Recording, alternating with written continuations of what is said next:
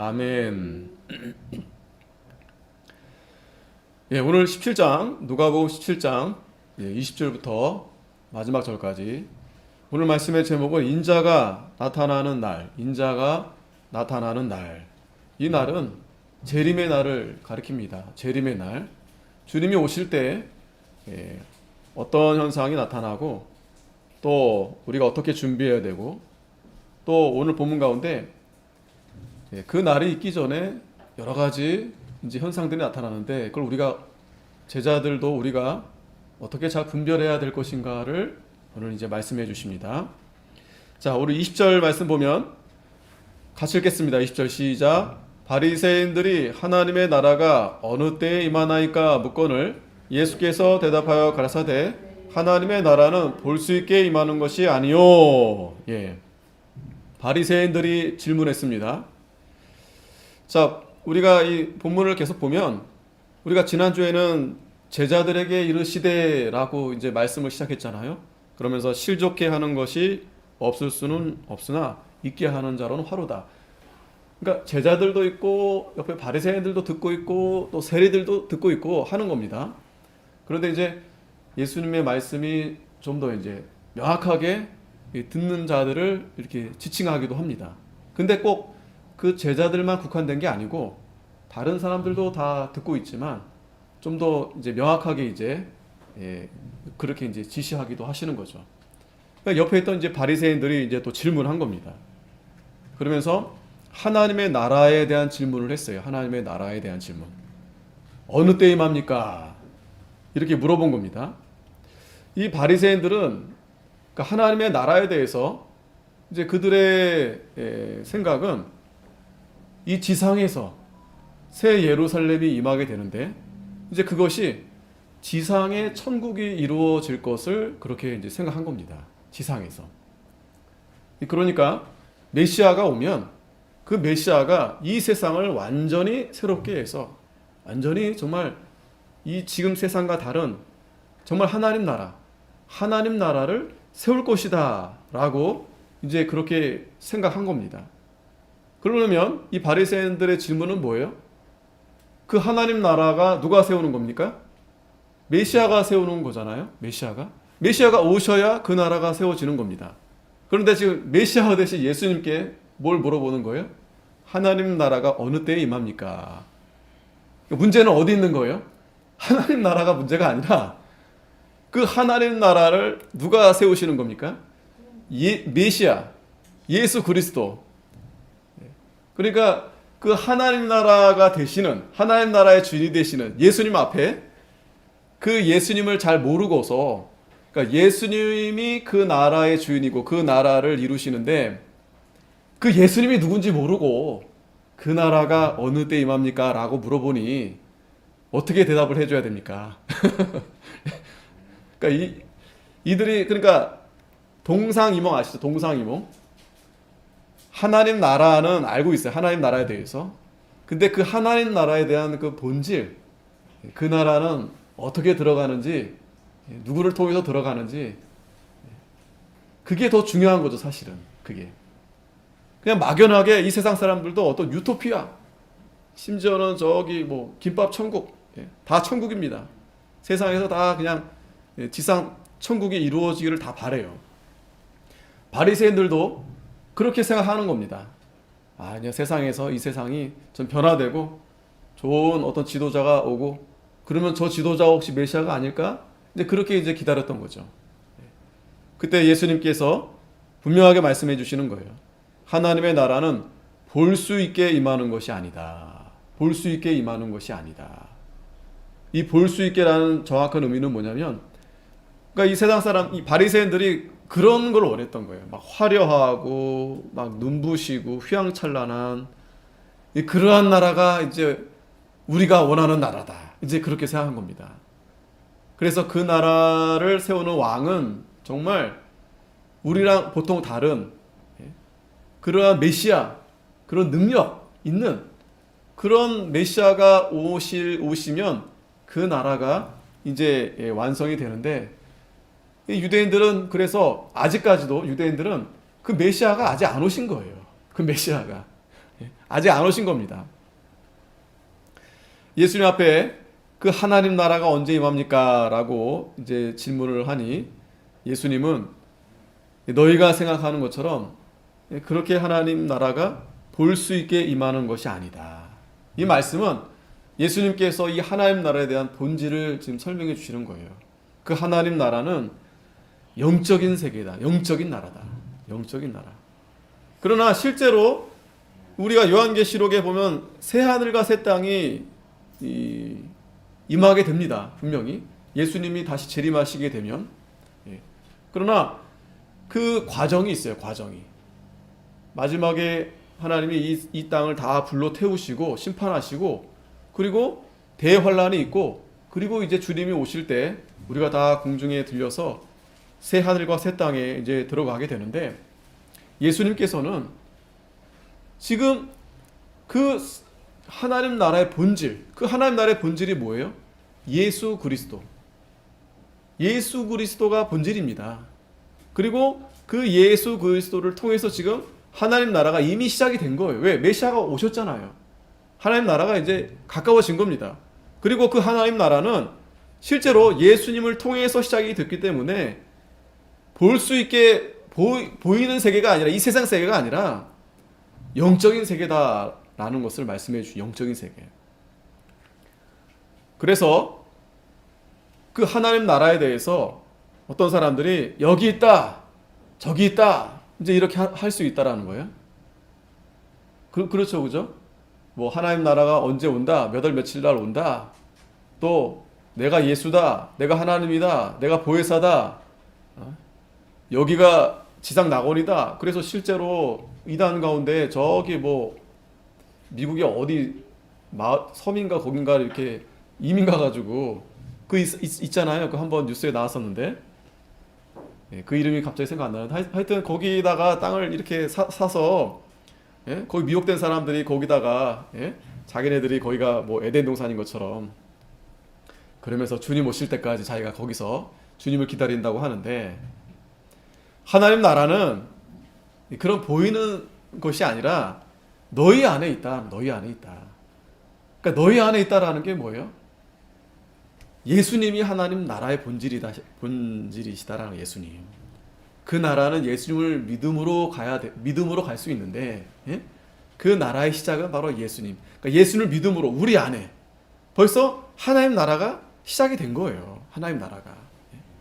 이게 참 어려운 말씀이기도 한데 문제는 바리새인들이 그러니까 예수님에 대한 그 믿음이 없고 또 그 말씀을 깨닫지 못하니까 세상 사람들처럼 그런 유토피아, 이 세상의 지상의 어떤 그런 천국, 단순히 그런 어떤 화려함, 이상적인 그런 것을 이들이 늘 생각하고 있었던 겁니다. 그러니까 예수님이 분명하게 말씀해 주시는 거예요. 그런 나라가 아니다. 이 세상에 그런 나라가 아니다.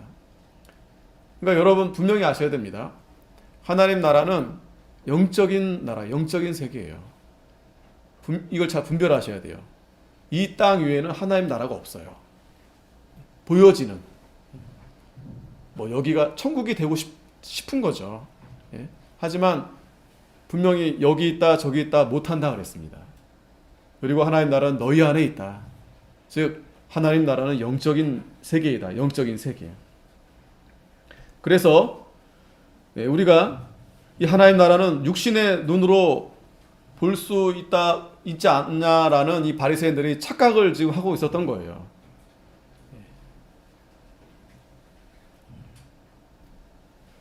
왜냐하면 하나님 나라는 이 세상에 속하지 않고 또 믿지 않는 자들은 하나님 나라를 볼 수 없어요. 그런데 이 바리새인들이 예수님을 믿지도 않으면서 하나님 나라가 언제 임하느냐 물어보니 믿지 않은 자들이 그 하나님 나라를 볼 수 없고 또 볼 수 있는 세계가 아니라 바로 그 나라는 너희 안에 있다. 너희 안에 있다. 즉 하나님의 나라는 택함 받은 자들, 이 택함 받은 자들을 통해서 그 택함 받은 자들이 살아나게 하심으로 인해서 그 하늘의 그 새 생명 가운데 살게 하심으로 그들 가운데 하나님 나라를 세우신다라는 말씀을 이제 하시는 겁니다. 그러니까 다시 말하면 예수 그리스도를 믿음으로 우리가 이렇게 교회가 세워지고 그 교회를 통해서 하나님 나라가 이제 시작이 된다.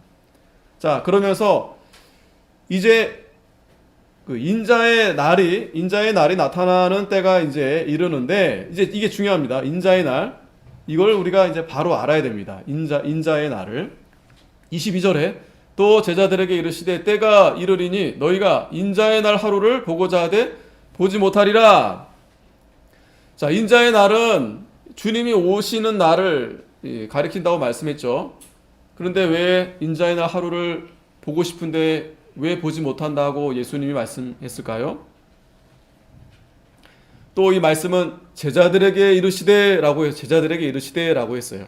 그러니까 주님을 따르는 자들, 우리 성도들, 우리가 정말 인자의 날을 간절히 보고자 하지만 보지 못하게 된다 라는 말씀을 지금 하시는 겁니다. 왜냐하면 그 인자가 오실 때 이 말씀 가운데는 정말 보고 싶은 마음 간절하지만 그걸 보지 못하도록 하는 어떤 일들이 이제 나타나게 된다라는 말씀이 이제 뒤에 설명이 되지만 있는 거예요. 그러니까 전혀 보지 못한다 그 말씀이 아니라 인자의 날 하루라도 정말, 그러니까 이런 거죠.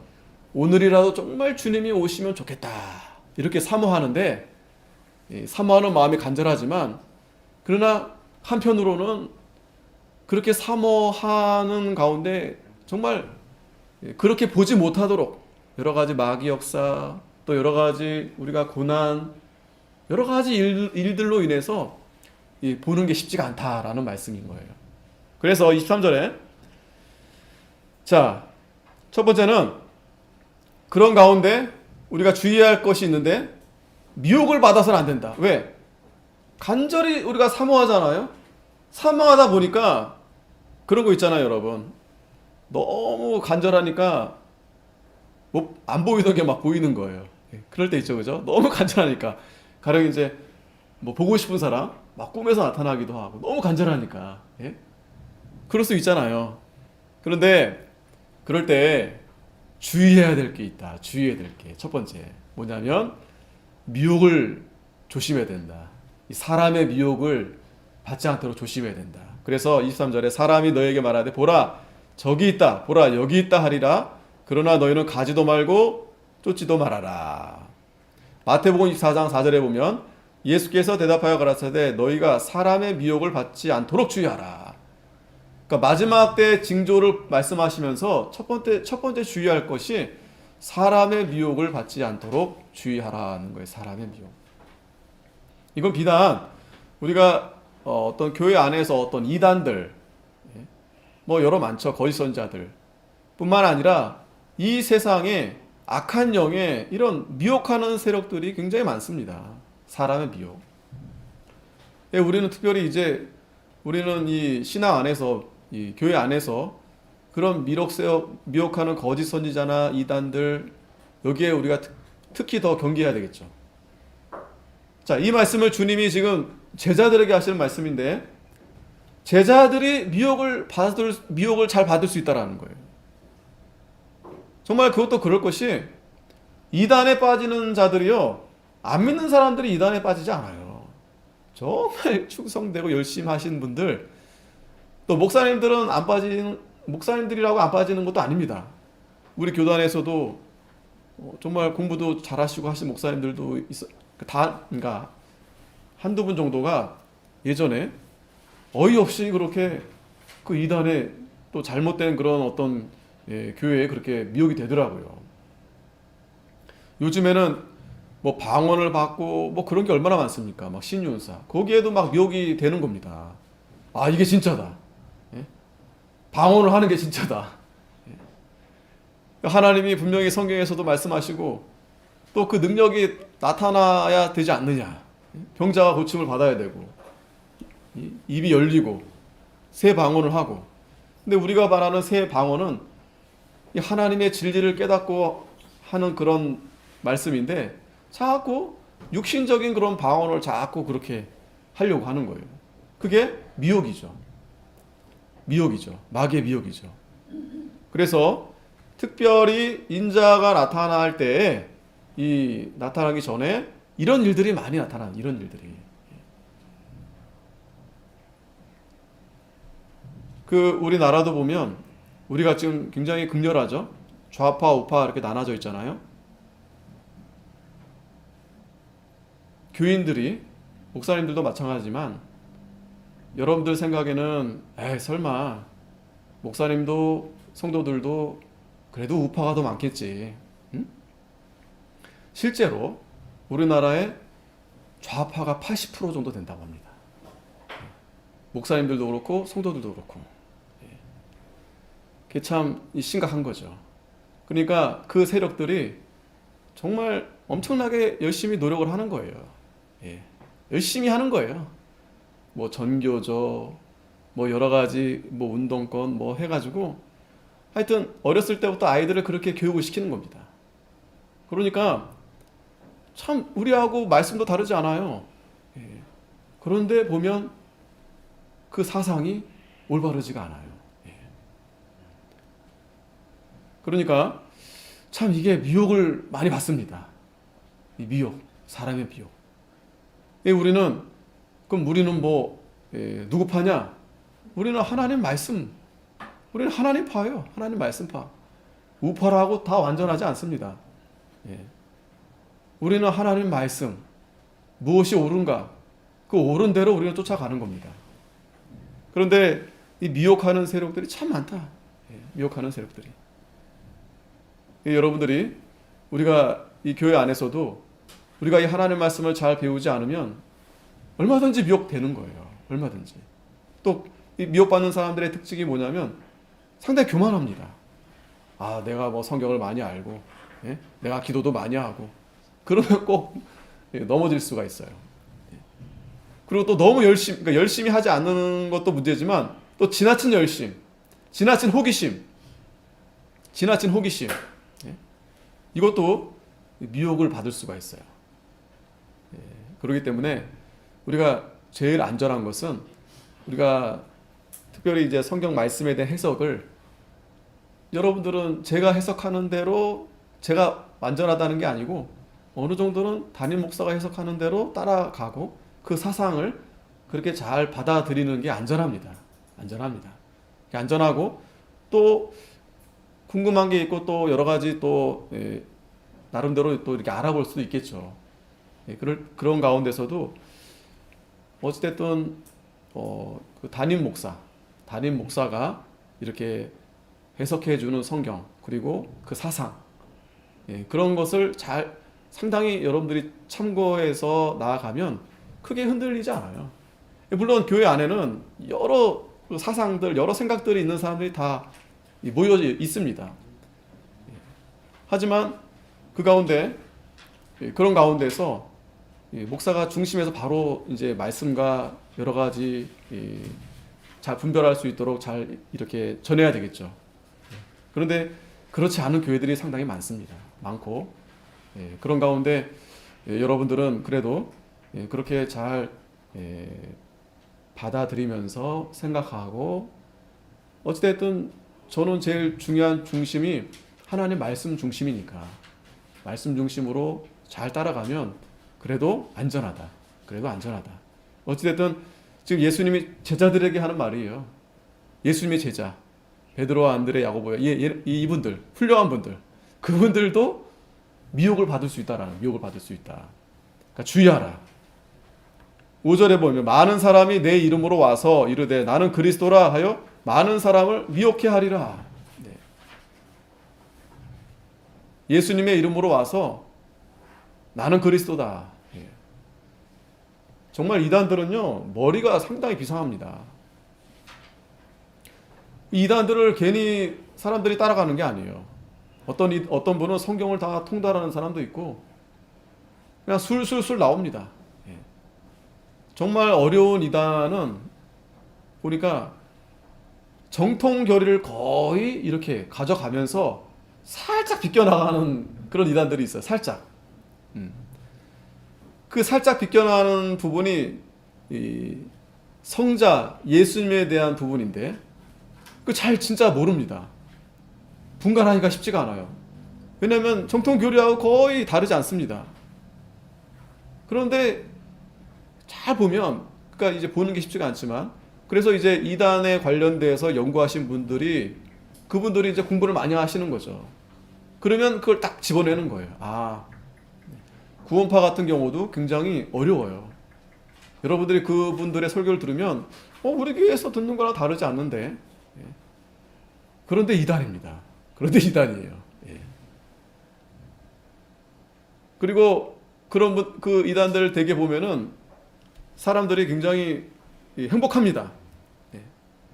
그러니까 보세요. 기성교인들은 어떻게 보면은 좀 이게 뭐라 그럴까요? 어떤 그냥 이렇게 정체돼 있어요. 이렇게 기성교인들은, 성도들은 뭐 열심히 하는 것도 없고 그냥 이렇게 끌려가는 것 같고. 근데 이단들은 보면은요 굉장히 열심히 합니다. 막 기쁨이 있고 막 신나고 막 정말 거기 들어가 보면은 막 구원받은 것 같고 막 능력 있는 것 같고, 그런 데서 미혹을 받게 되는 거예요. 그러면 기성교회는 그러면 왜 그런 현상이 나타나는가? 왜 그런 현상이 나타나는가? 다 이단보다 되려 우리가 열심을 내고 해야 되겠잖아요. 그런데 그렇지 않은 문제는 사실 문제긴 합니다. 하지만 그래도 우리는 하나님의 섭리와 하나님의 은혜로, 그리고 우리는 이 말씀대로 좁은 길로 우리는 이제 말씀대로 따라가려다 보니 그게 사실은 쉽지가 않죠. 어려운 부분들이죠. 그리고 하나님 앞에 맡기고 우리는 나아가다 보니까 좀 그렇게 지체되는 성도들도 있는데 기다리는 겁니다. 기다리는 거예요. 하나님의 은혜로 잘 이렇게 합력해서 나아갈 수 있도록.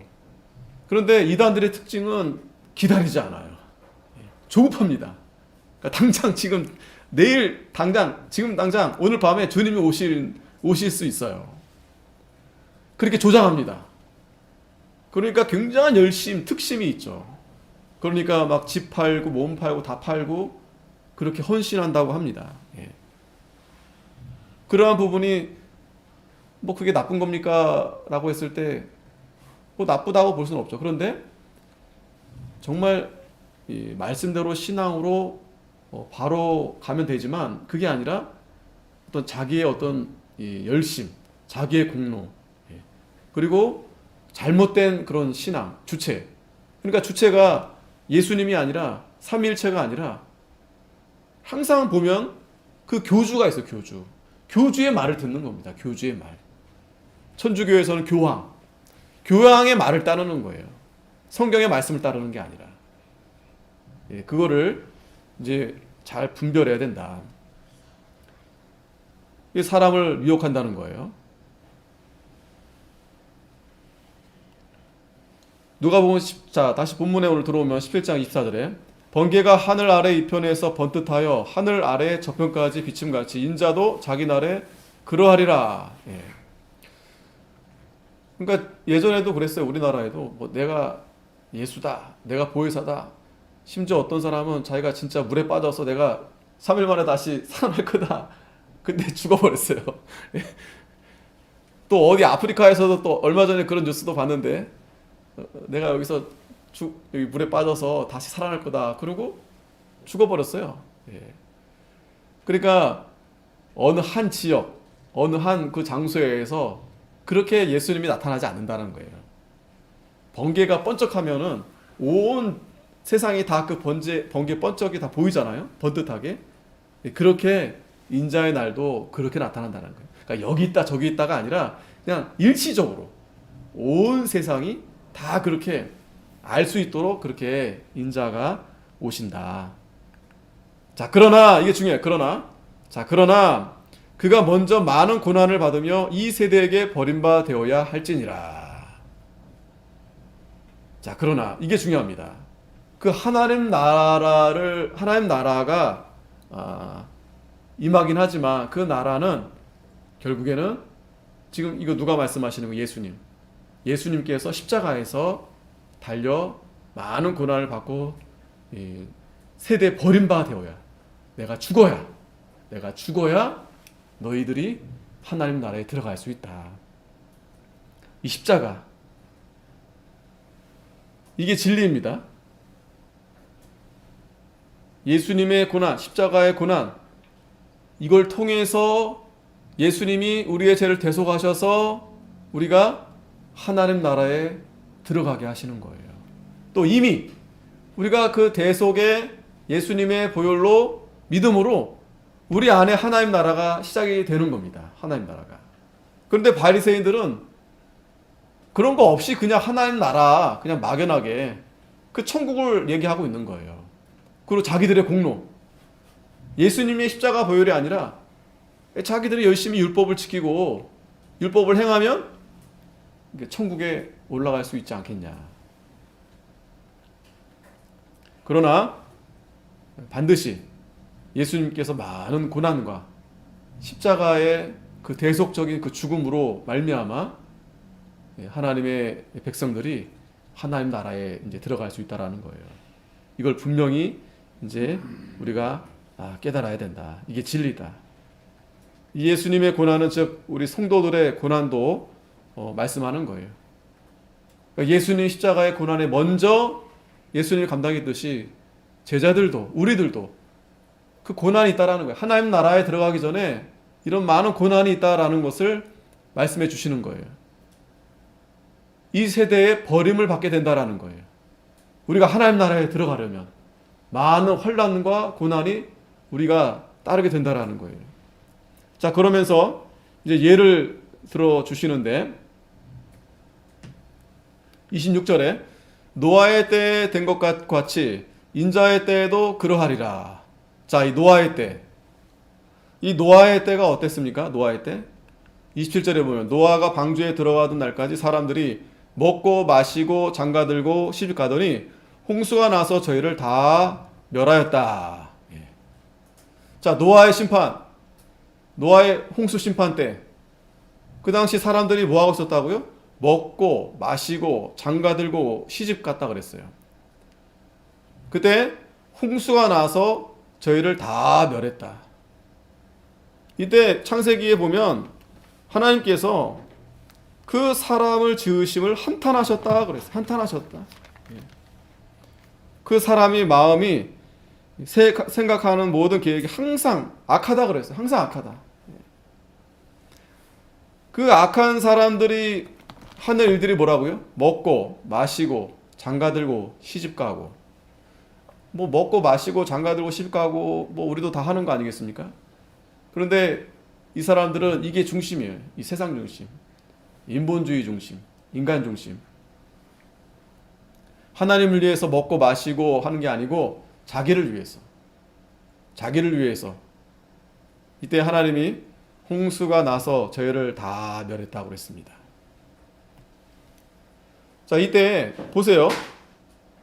이 심판 때에 이렇게 세상 사람들은 먹고 마시고 장가들고 시집가더니 이때 구원받은 자가 누굽니까? 노아죠. 노아의 가족이죠.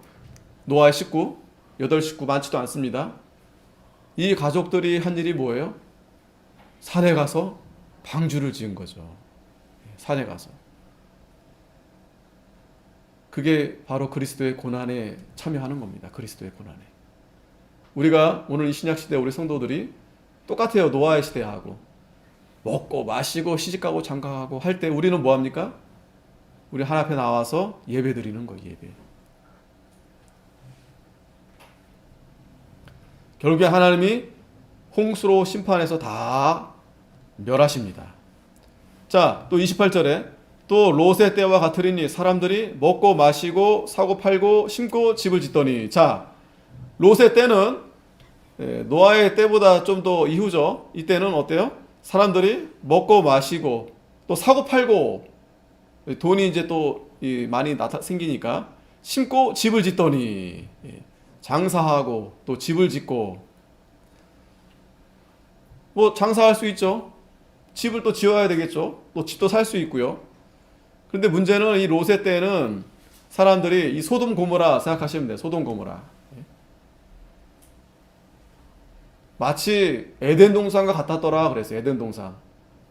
그러니까 딱 볼 때는 너무 아름답고 휘황찬란하고 편리하고, 예? 야, 여기가 진짜 천국이구나. 오늘날도 사람들이 좀 더 오래 살고 싶어 하시지, 아, 나 빨리 죽어야 되겠다, 그런 분들 거의 없어요. 왜? 너무 살기 좋으니까, 너무 살기 편하니까. 예. 그런 시대다라는 거예요. 롯의 때가.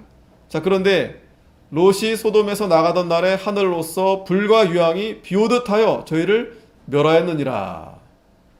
결국에는 불과 유황으로 그 소돔과 고모라를 심판하셨습니다. 자, 노아의 때도 마찬가지고 소돔과 고모라, 이 롯의 때도 마찬가지입니다.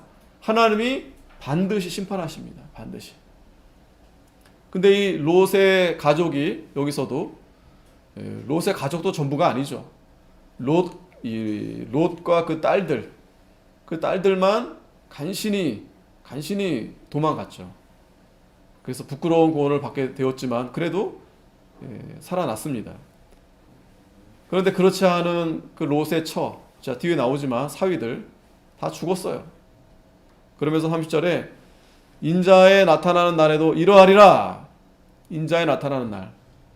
인자에 나타나는 날이 두 가지 생각하셔야 됩니다. 첫째는 고난이 있습니다. 고난. 우리 성도들은 고난이 있어요. 고난. 세상 사람들은 먹고 마시고 시집가고 장가가고 집을 사고 팔고 하는데, 우리 성도들은 그게 우리의 주된 일이 아니에요. 우리 하나님 말씀을 지키고 예배하고 하나님 말씀을 따르고자 하니 고난이 우리는 따르는 겁니다. 고난. 이 세대가 우리를 버리는 거예요. 예수를 버리듯이 이 세대가 우리를 버려요. 그게 인자에 나타나는 날, 예수님 오실 때, 다시 오실 때 똑같은 일이 나타납니다. 그리고 두 번째는 하나님이 심판하신다는 거예요. 노아 홍수 때는 물로 심판하시고 소돔과 고모라는 불과 유황으로, 그리고 이제 마지막 때에도 하나님이 불심판으로. 베드로후서 3장 10절에 그러나 주의 날이 도적같이 오르니 그날에는 하늘이 큰 소리로 떠나가고 체질이 뜨거운 불에 풀어지고 땅과 그 중에 있는 모든 일이 드러나리로다. 이 심판이 뭐 원자탄이 터져서 이렇게 되든지, 아니면 지진이 나서 이렇게 되든지, 아니면 저 해성이 떨어져서 이렇게 되든지, 어찌됐든 뭔가 하여튼 터질 건 분명합니다. 그렇지 않겠어요? 지금도 우크라이나, 지금 러시아에서 뭐 핵 쏜다, 아니 뭐 거기까지 갈 것도 없어요. 지금 북한이 지금 계속 쏴대잖아요. 아, 이제 진짜 뭔 일이 있을 것 같긴 해요. 그죠? 그런 일이 없어야 되겠지만. 그리고 또 얼마 전에는 또 지금도 마찬가지지만 그 나사에서도 계속 그 우주 관측하면서 그 해성이 자꾸 지나가니까, 뭐 어떤 사람은 뭐 언젠가 몇 년 후에는 뭐 그게 우리 지구를 충돌할 것이다, 뭐 그런 영화도 상상으로 만들기도 하지만 알 수 없는 일이에요. 정말 해성이 떨어져서 지구를 폭파시킬 것인지, 아니면 또 지진이 나가지고, 백두산도 이제 곧 터진다고 하잖아요. 화산이 폭발할 것 같다고 하잖아요. 쓰나미가 일든지, 뭐 어떤 방법으로 될지는 모르겠지만 어찌됐든 이게 뭔가 터질 것 같다, 뭔가 터지겠구나. 그래서 이 성경 말씀대로 큰 소리로 떠나가고 체질이 뜨거운 불에, 그러니까 불과 같은 걸로 마지막 심판이 분명하게 이제 나타난다는 거죠. 땅과 그 중에 있는 모든 일이 드러난다. 다 드러난다. 다 드러나게 된다라는 거예요. 자, 인자에 나타나는 날, 이걸 기억하셔야 됩니다. 반드시 그날이 온다라는 거예요. 심판의 날. 또 그 심판 앞에서 성도들은 고난. 그러나 세상 사람들은 노아 때와 롯의 때와 같이 먹고 마시고 시집가고 장가가고 사고 팔고 집 짓고, 여기에만 관심이 있다라는 거예요. 자, 이때 우리 성도들이 어떤 준비를 해야 되느냐? 31절에 그 날에 만일 사람이 지붕 위에 있고 그 세간이 집안에 있으면 그것을 가지러 내려오지 말 것이요 밭에 있는 자도 이와 같이 뒤로 돌이키지 말 것이니라. 자, 우리가 그날에 어떤 준비를 해야 되냐면 돌이키지 말아야 된다. 지붕에 있다가 주님이 오실 때 막 심판이 일어나는데, 집에 내가 밑에 뭐 두고 왔는데, 집문서 땅문서 내 거기 내 그 금으로 잔뜩 금괴 그 넣어놨는데 그거 가지려고 내려가지 말라는 거예요. 그 내려가다가 죽는 거예요. 내려가다가 밭에 있는데 밭에 있다가 일하고 있다가 갑자기 주님이 오셨는데 막 심판이 일어났어요. 아, 내 저 집에 지금 내 식구들도 있고 집에 뭐가 있고 돌이키지 말라는 거예요. 그러면서 하시는 말씀이 롯의 처를 생각해라. 롯의 처. 그 소돔과 고모라의 그 유황불이 떨어지는데 지금 막 달려가고 있잖아요. 근데 이 롯의 처가 그만 이 뒤를 돌아봤다는 건 뭐냐면 그 자기가 두고 온 거, 집, 뭐 돈, 뭐 여러 가지 많이 있겠죠. 그 세상에 대한 그 미련, 그게 왜 생긴 거예요? 욕심 때문에. 그러니까 그것만 가지고 내가 그 욕심으로 욕망으로 세상 살았는데 그게 다 불태워 버리니까 이거 견딜 수가 없는 거예요. 그 세상의 부귀영화, 명예영화 이거 그거 다 잃어버릴까 봐 그거 돌아보다가 결국 생명까지 잃어버린다라는 거예요. 그것 때문에. 그래서 그거 돌아보지 말라. 그거 돌아보지 말아라. 오늘 저와 여러분들에게 정말 중요한 말씀을 해주시는 거예요. 이제 곧 주님이 오십니다. 진짜 곧 오십니다. 아니면 우리가 곧 갑니다. 그런데 그거 돌아보지 말라는 거예요. 세상 거. 그 세상 거 자꾸 돌아보고 연연하고 내가 옛날에 어땠었는데 과거에 뭐 얼마큼 있었었는데 저거 정말 저거 때문에 저거 젊은 사람들은 그 주식 보느라 뭐 비트코인 보느라 뭐 보느라 거기에 마음을 다 빼앗겨가지고 신령한 세계를 보지 못하는 거예요. 하나님 나라를 보지 못하는 거예요. 결국 롯의 처처럼 돌아보다 어떻게 됩니까? 그냥 돌기둥이 소금 기둥이 되어버리는 거예요. 굳어지는 거예요. 그냥 몸과 마음이 다 굳어지는 거예요. 그것만 보고 있다가 굳어지는 겁니다. 나발 아시죠? 나발? 아비가엘의 남편 나발? 하나님이 굳어버리는 거예요. 심장마비가 됐든지 뭐가 마비가 됐든지 그게 그렇게 굳어지는 겁니다. 그 세상 욕망 때문에 그게 굳어지는 거예요. 자기가 죽어지는지도 모르고 그리고 그냥 그렇게 그 늪에서 그렇게 빠지는 것처럼. 자, 주님 오실 때 그 세상 거 너무 미련 갖지 말라는 거예요. 세상에 있는 거 너무. 그렇다고 또 아예 그냥 저기 그 산속에 사는 그 자연인처럼 스님처럼 그렇게 살라는 말씀도 아닙니다. 다 그냥 떠나버리고 그냥 그런 말씀을 하시는 게 아니에요. 지금 보세요. 지금 뭐 지붕 위에 있고 또 밭에 있고 이건 뭐예요? 각자 이 세상에서 맡은 일을 하고 있는 거예요. 각자 일을 하고 있는 겁니다. 성실하게. 그러면서 주님 오실 때 주님 앞에 달려가라는 거예요. 한 주일도 우리가 세상에 6일 동안 열심히 일하다가 오늘 이 주님 날의 이 주일은 주님 오신 날입니다. 뒤돌아보지 말고 우리는 하나님 앞에 나오는 거예요. 예배드리러. 하나님 전에 나오는 겁니다. 이게 지금 똑같은 거예요. 우리가 연습하는 거예요. 이거 연습하는 겁니다. 매주. 토요일까지 열심히 일하다가 공부하다가 오늘은 주님의 날이구나. 주님 만나러 가야 되겠구나. 주님이 오신 날이구나. 그리고 그냥 달려오는 겁니다. 뭐 어쩌고 저쩌고 오늘 뭐 저거 안 하면 안 되는데 이러고 뒤돌아보면 굳어져 버리는 거예요. 롯의 처처럼.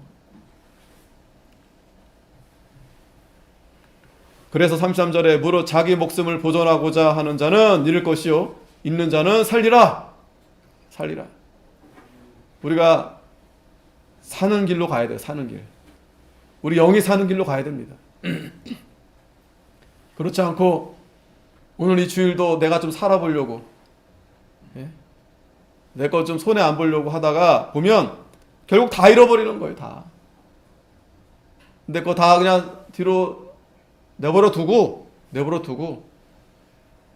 하나님 앞에 나아가면 하나님이 살려줍니다. 다 얻게 해주세요. 다.